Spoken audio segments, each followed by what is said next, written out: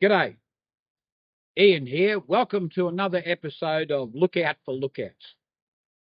This particular segment will be looking at the early timber industry here in Queensland.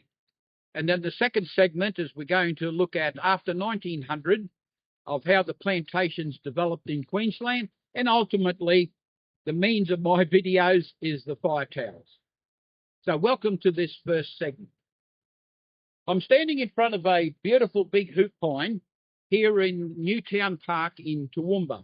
It's a pleasant sunny day, but still a bit chilly. Anyway, this particular tree, according to my high school mathematics and trigonometry, is 4.7 metres around the base and about just nearly 36 metres tall. Now, why am I standing in front of a hoop pine?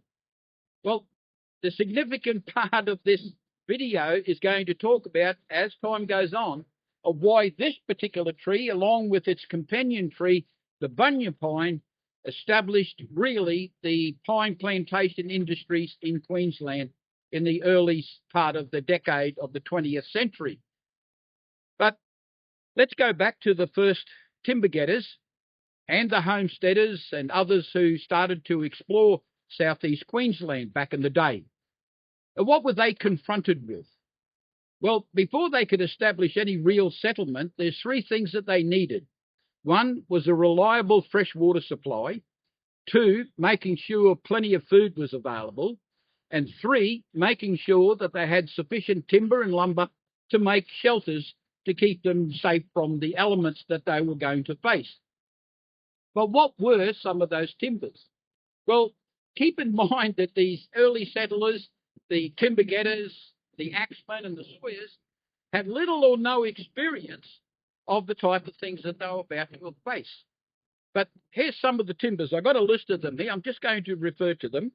The spotted gum, the flooded gum, the forest red gum, the iron barks, both grey and red, black butt, grey gum, Gympie messmate, Queensland maple, red cedar, yellow stringy bark, white mahogany. And of course, as they pushed through the scrub and up over the range and further out west, they encountered the mulga, gidgee, lancewood, beefwood, rosewood, white cypress, and of course, silky oak, and of course, the one in southeast Queensland, the hoop pine and the bunya pine. Now, one of the problems is they started to realise is that as time went on, this endless timber supply was not always going to be there. And of course, during those early days, the major expansion, both west and north of Brisbane, was between the 1840s and the 1870s. Now, at that particular time, it was cut, ring bark, and a lot of emphasis was placed on agriculture and the pastoral industry. And little or no interest was given in securing and maintaining our forests for future generations. However, that was about to change.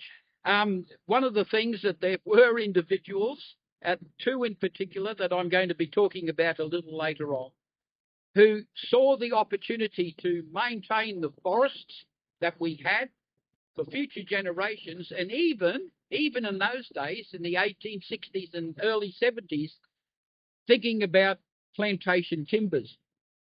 Now, one of the things that they had to fight against was the local government at the time, who were keen to gain taxes and sales from pastoral and agricultural land.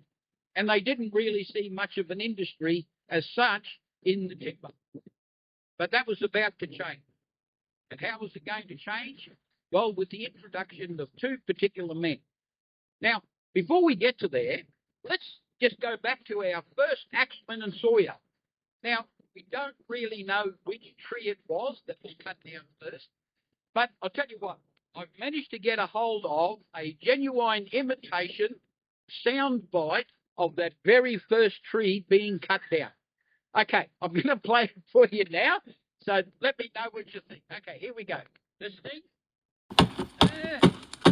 What do you reckon? It's okay. Ah. So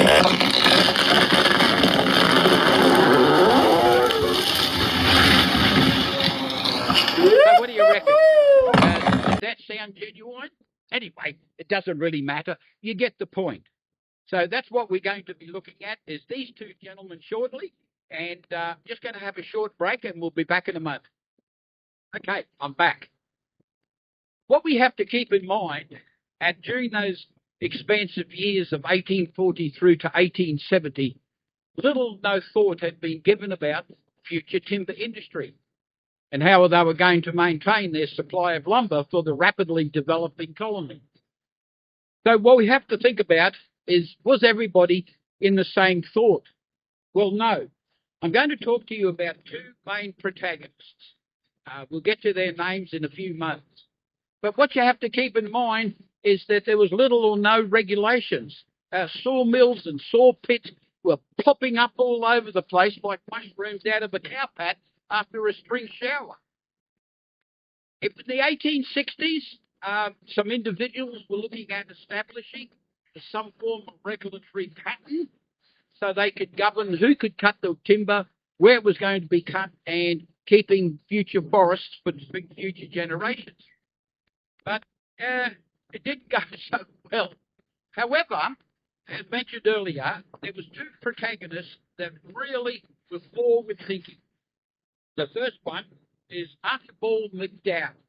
He was born in Victoria in 1841 and died in 1918. The second one was Richard Matthews Hine, who was born in 1839 in England and died in 1902. So they were actually contemporaries and crossed paths several times. So let's go back to Archibald. Now, Archibald was a qualified surveyor when he came from Victoria, and he took up a position within the government as a surveyor.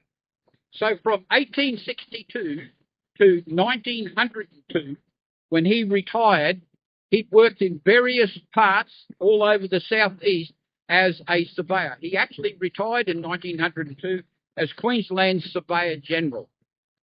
But one of the things that he had in mind was the development of a managed forest industry. But these were the very first gems that were going to develop into the forthcoming, in a couple of decades down the road, the forestry department. Now, in the 1870s, Fraser Island, where Archibald McDowell was, serving as a surveyor in the Maryborough area, decided to try some replantings of kauri pine, native to the island and the Maryborough area, were being cut down, and then seedlings were replanted to see if they could establish a forestry arrangement. Now, of course, it had to get support. And for many years, it went well. The replanting, they actually started the nursery and trying to experiment with other sorts of timbers if they could turn that into a plantation industry. Unfortunately, by the 1880s, government funding was cut to minimal, and the whole project fell apart and it came with nothing. As a matter of fact, one surveyor lamented in 1948, had that been successful, where our timber industry would be today. Who's to know? Hindsight is beautiful. So anyway, that came to an end. But one of the things that he was pushing for was a forestry management program and the development of a plantation system. So as he went on backwards and forwards with various government agencies, and he was keen in getting this established. So up until 1902, when he became the Surveyor General of Queensland, this was in the forefront of every time he met with Parliament as to what should be done to establish a sustainable industry. Now, unfortunately, during that time, it was going so slow. It's like one poor old draft horse dragging an iron bark 15 foot long up a slippery slope. But eventually, the power of that horse got the timber to the top of the ridge, and so was with Archie McDowell. Archibald McDowell, especially all that hard work that he put into trying to develop the industry was starting to gain traction. Now, let's enter the scene with Richard Matthews Hine. Now, Richard Matthews Hine was a timber getter from the Maryborough area and a very successful businessman. He, like Archibald, could see the future about developing a sustainable forest industry. Now, a couple of things he did was advocate for the timber getters when it came up in discussion in the Queensland Parliament, of which he was a representative from the Maryborough area. He worked hard to support those timber getters. He was an advocate for public education. He said that we should be teaching forestry principles in school. What a brilliant idea. We're decades ahead of where we could have been today. Also, he established a forestry conservancy, which was the forerunner of the forestry department. So in 1889, that was established. But again, it was slow to gain some traction, like that old draft horse dragging that or sneaking that log up the slippery slope. So in 1900, everything was ratified, and eventually, under the Lands Department, a forestry department was established. And of course, Richard Matthew Hine went on to establish a dynasty of Hine family members in the Maryborough area, developing some of the best timber in Australia. And of course, the legacy of what he started is still evident in the White Bay area, Burnett White Bay area, with Maryborough as the central, in a huge sawmill and processing and plantations that were established. Now, at the end of this particular video, I'll put up some reference material where you can read about Archibald McDowell and Richard Matthews Hine in more detail. Fascinating reading, and we can thank those two men in particular for the forestry department that was established in 1900. So that brings us a conclusion to this video, and the next one we'll talk about what happened thereafter. Well, thanks guys for your attention here today, and we look forward to seeing you on the next video. And keep in mind, this tree behind me was the one that was going to start it all, and that's what we'll learn. Take care now. See you next time.